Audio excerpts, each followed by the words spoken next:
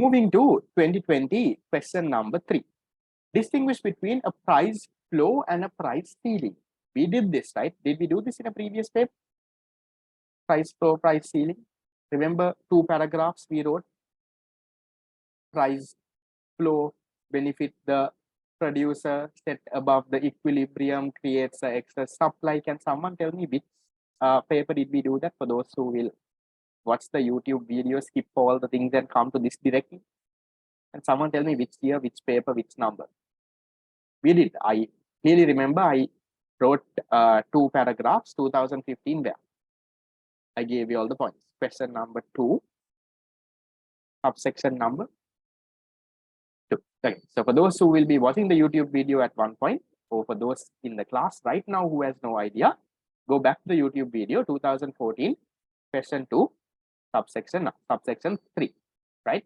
Where we talk about price ceiling and price floor. Same question repeated again. So I'm skipping. Going to the next. Why does a price ceiling create an excess demand?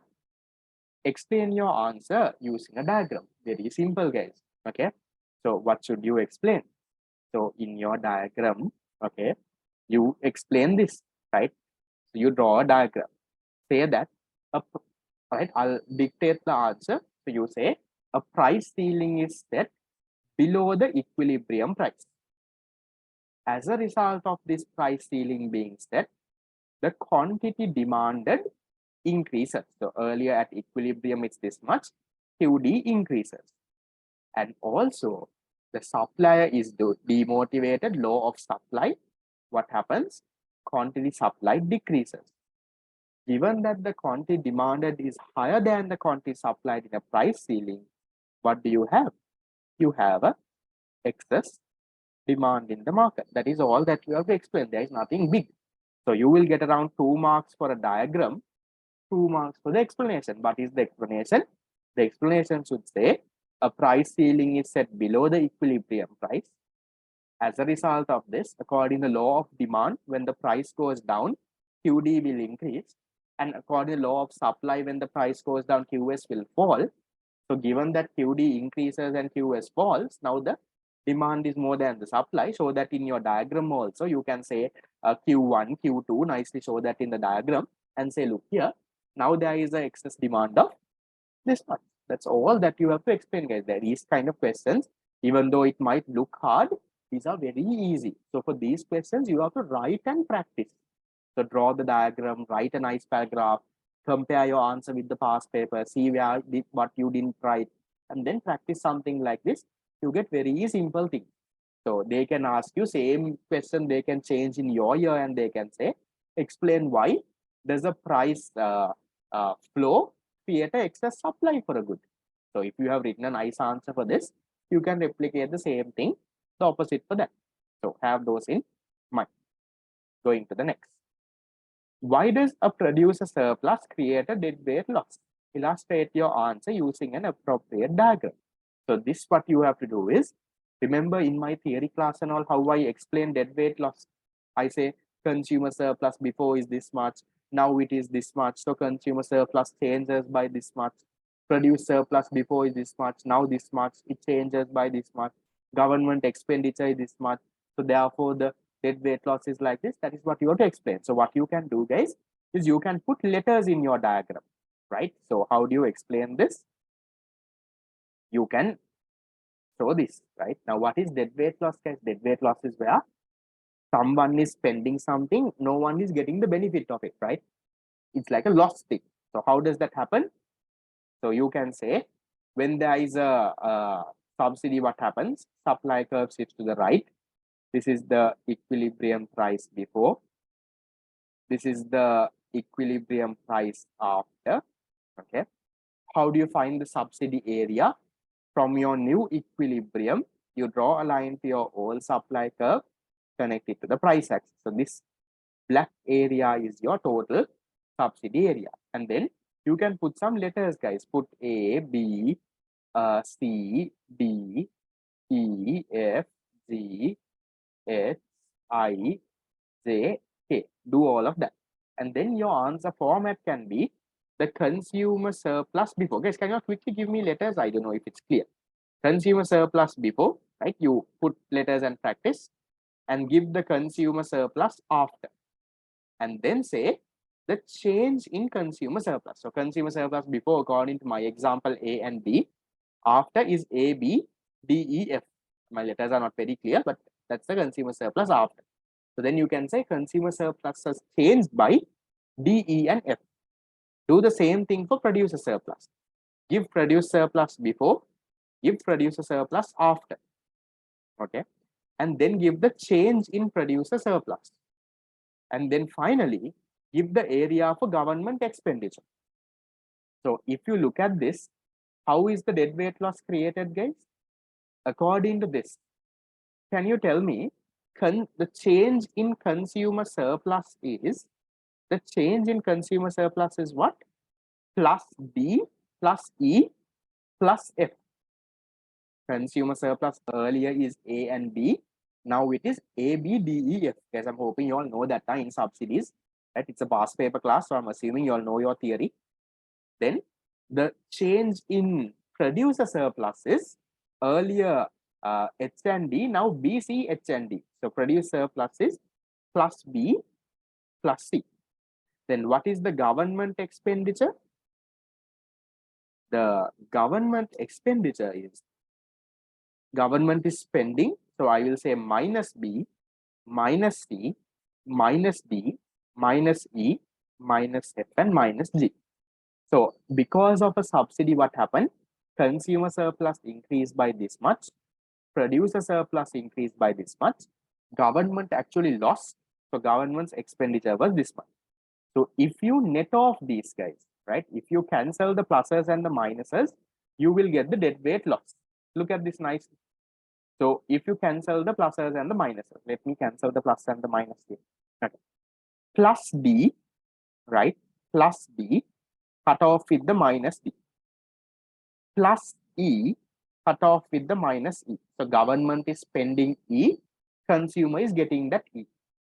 Plus F cut off with the minus F. Government is spending F, consumer is getting that.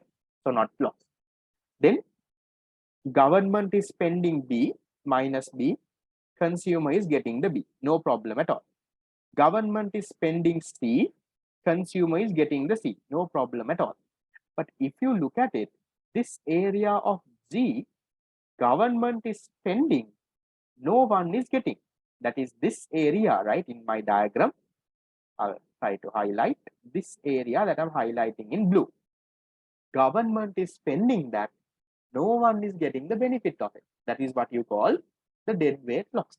So if you can explain something like this, it's more than perfect. Draw a diagram, label it, say that the consumer surplus like this, it changed, producer surplus changed like this, government expenditure is like this, and as a result, deadweight loss is G. So for these questions, you have to write and practice. I can't take your hand and write an answer with you. Is that okay? Fine.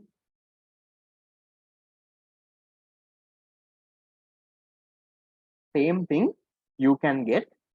Why does a tax create a deadweight loss? Why does a maximum price create a deadweight loss? Why does a minimum price create a deadweight loss? They can right, do this thing. Someone's video is on. I can't see. I've pinned my video. If your video is on, you can get it off. I'll put the security measure to off the video. Okay. Right. Going into the last question. Okay. These are good one. Okay. A competitive market has a demand function given by the equation QD equals 180 minus 2P. Supply function is QS equals minus 50 plus P. Calculate the amount of deadweight loss that would result from a price flow. What is the price flow? Minimum price imposed in this market at the price of 72. Guys, remember, under minimum prices, when we learn certain situations. Is this a deficiency payment or a government purchasing the excess supply? What is this? Now, when you, after putting a minimum price, government comes and provides a deficiency payment, or they purchase the excess supply. They do one of that, right? Which one is this? This is none of that. This is where the government comes and puts the minimum price and does nothing after that. Now they have never told, no. In the question, have they told? Remember, the minimum price becomes a guaranteed price when the government purchases or government provides a deficiency payment. Now, in this question, they have not told anything about that. No. They have not even mentioned guaranteed price. They have not even said government is purchasing the excess supply or providing a price support system or deficiency payment, nothing. So this is where government is simply coming and imposing a minimum price and not doing anything after that. Right? Fast track people, we will learn this tomorrow again, recap it. Others, I'm hoping you all did go through your notes. Fast track people, please go through your unit 3 notes and come for tomorrow's class. So let me quickly recap how does this work. Okay. So if you look at this, you have the demand, you have the supply. Equilibrium price is there, equilibrium quantity is there. Government comes like a big shot. Hey, can someone give me the equilibrium price and quantity? You have calculated. How much is that? 180 minus 2p and minus 15 plus p. 65 and 50. Okay. Equilibrium price is 65. Quantity is 50. So government feels this equilibrium price is not fair for the producer. Government comes like a big shot and sets a minimum price. Sets a minimum price of how much? 72. At 72, guys, can you all give me the numbers? What is the quantity demanded at price 72? What is the quantity supplied at price 72? 36 is the demand. Okay. Supply is 57. Okay. Supply is 57. Okay. Now, in this question, nowhere in the question they have mentioned that the producer is getting a deficiency payment or is he getting a price support government purchase. Now, what do you think happens in the market then? What if the producer goes and produces 57 units? What will happen? If the producer goes and produces 57 units, he will face a huge loss. Why? Because in the market at the price of 72, consumers are willing to buy only 36.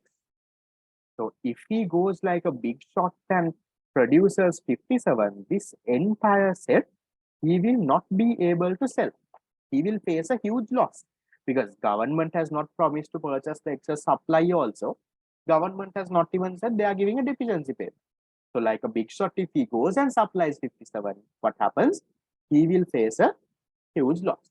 So as a result, what happens? When this happens, the market quantity reduces to 36. What happens? The market quantity reduces to 36. Why? Because supplier knows if he goes and supplies 57 units, he will face a huge loss.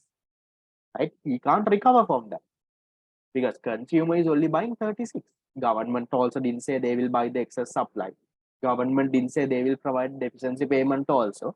So as a result, the producer will now only supply 36 units because that is the amount the consumer is willing to pay. So as a result, what happens, guys? This area that I'm highlighting in green becomes the producer surplus, right? I'm hoping you all remember your theory areas, guys. Fast track people, I'll recap again tomorrow. This becomes the producer surplus, and this area I'm highlighting in blue becomes the consumer surplus, and this area I'm highlighting in red becomes the dead weight loss. Okay, that is how it works when the government imposes a minimum price and does not intervene further. So when they give you 8 marks and tell you to find the dead weight loss, you can't simply find this area. What you should do is you have to find the consumer surplus before, consumer surplus after, producer surplus before, producer surplus after, show the change in that, and then you have to show the dead weight loss. So can we do that calculation? Can someone give me the numbers for the maximum demand price and the minimum supply price. How much do we have? Maximum demand price, minimum supply price. Maximum demand price is 90. Okay, this is 90. Minimum supply price when the QS is 0, 15. Okay. Right. Can you tell me what is the consumer surplus before this minimum price? That is half into this whole thing. No? The consumer surplus before the minimum price is this area. No, guys, this area I'm highlighting in red here. This is the consumer surplus before. No? So, and this is the area in green is the producer surplus before. So can you give me those numbers? Consumer surplus before and the producer surplus before. Consumer surplus before is half into base is 50, height is 90 minus 65. Solve it, how much do you get? 625. Okay, I'm going with your answers. How much is the producer surplus before? Okay, so I'll say before here.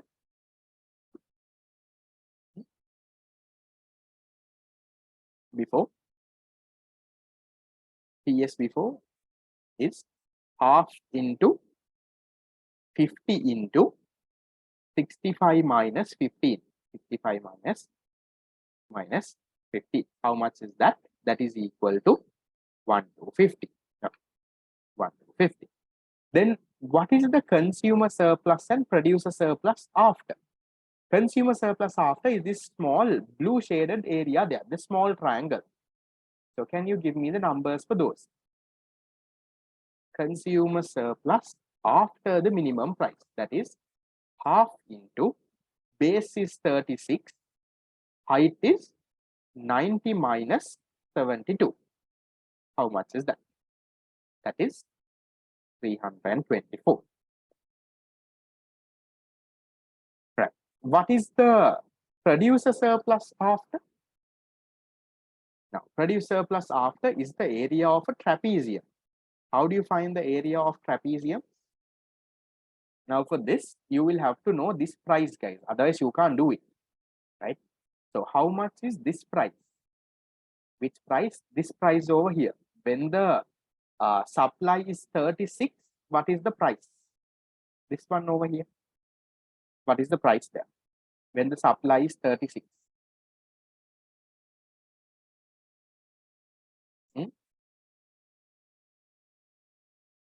What's the price?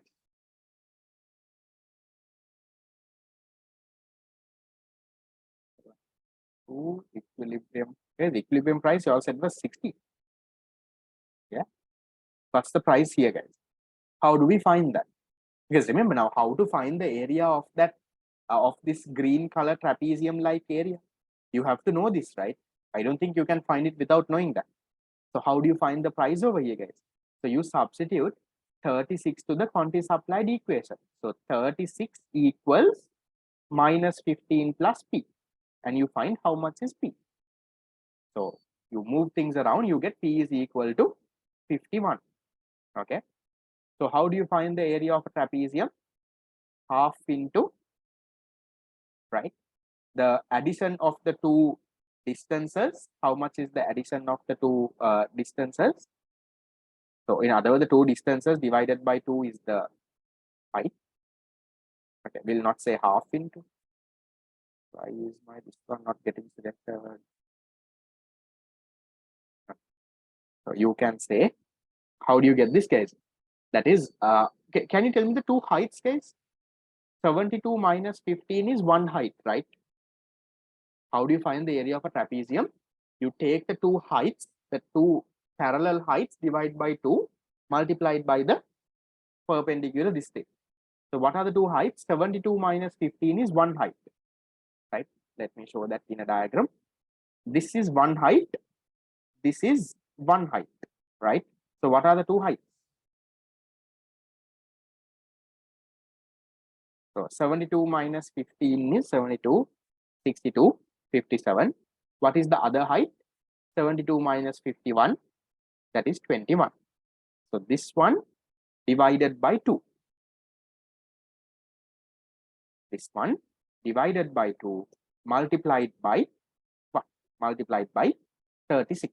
Multiplied by what is 36?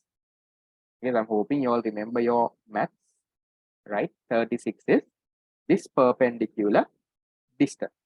That is 36. So you solve this, how much do we get, guys? For those who don't know, please take some time right after this class to figure it out. How much do we get when we solve? 1404. 57 plus 21 divided by 2. That answer multiplied by 36. 1404. Okay. So can you give me the change in consumer surplus? What is the change in consumer surplus? 625 has become 324. What's the change? Consumer surplus has fallen by how much? Minus how much? Minus 301. What is the change in producer surplus?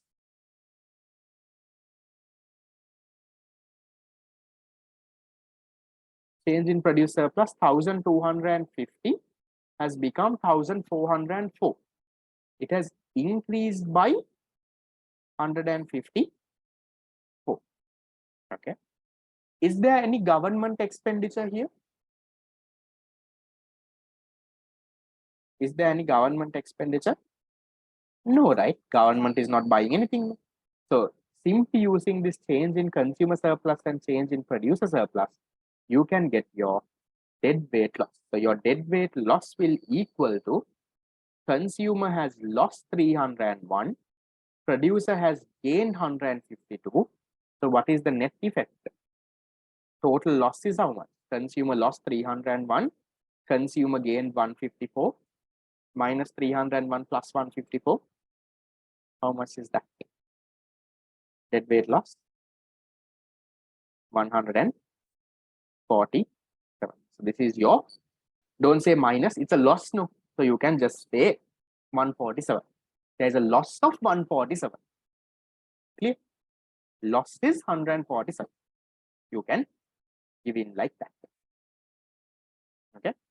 Another way that you can do this is, right? You can calculate the economic surplus before, you can calculate the economic surplus after, and you can get the change. So what is the economic surplus before? 625 plus 1250. Economic surplus after 324 plus 1404. So economic surplus after minus economic surplus before will give you the change in economic surplus, which is also equal to your dead weight loss. To recheck your answer, calculate the area of this triangle, but directly don't go and calculate the area of the triangle, because for 8 marks, they will require all of these workings. So can you give me the area of this triangle, guys? Just calculate and see. Do you get 147? You have to get 147, otherwise your answer is wrong. Area of this triangle. So height into base into perfect. Half into, what is the height? You can say 72 minus 51. That is 21. What is this base? 50 minus 36, that is 40. Solve this and see, do you get 147? 21 into 14 divided by this, 147. Yeah, you get the same answer. That is exactly what you get over here as well. But remember, since it's a 8-mark question, don't directly go and calculate the area of this triangle. If you go and calculate the area of this triangle directly, you might not get your entire 8 marks. So calculate consumer surplus before, calculate consumer surplus after, produce surplus before, produce surplus after. This one, guys, I'll to find dead weight loss, maybe we'll do economic surplus. That is better. The other way that you can do this is, can someone give me economic surplus before and after? I'll put it on top over here. Economic surplus before is 625 plus 1250. Can you give me the numbers? 625 plus 1250. And economic surplus after is 324 plus 1404. Before is 1875. Okay, 1875. What is economic surplus after? 324 plus 1404. 1728. Okay. So what is the change in economic surplus? Change in economic surplus is after minus before 1728 minus 1875. You should get a minus 147. Because whatever way you should get the same answer, you can't get different answer. You get this. Minus 147. 1728 minus 1875. Yeah. So the economic surplus has fallen by 147, which means there is a loss of 147. That's why in deadweight loss, we don't say minus. Change in economic surplus, we say minus. Change in economic surplus is a minus 147. But ideally, that means there is a deadweight loss of 147. So usually remember, guys, if they give you a 8-mark question and ask you to find deadweight loss, how do you find it? Find the consumer surplus before, after. Produce surplus before, after. Then get the government expenditure also if there is a government expenditure. And then you can calculate deadweight loss. So take the economic surplus before, economic surplus after, and you can get the change. So you can go through your answer that is there in the paper as well. You will have a similar approach. They don't calculate the area of this triangle. For 8 mark, you can't simply calculate the area of this triangle. You can do that to recheck your answer. That is fine. But don't just calculate the area of this triangle and say, I got 8 marks. They won't give you the 8 marks. Is that okay? Fine.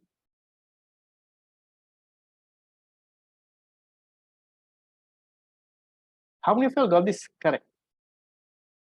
Did it properly and got it correct? Yes. No. Right. Very few of you all have got it correct. So go through it again. We will do this again in the fast track tomorrow as well. Okay. Right. That is it with the 2020 paper.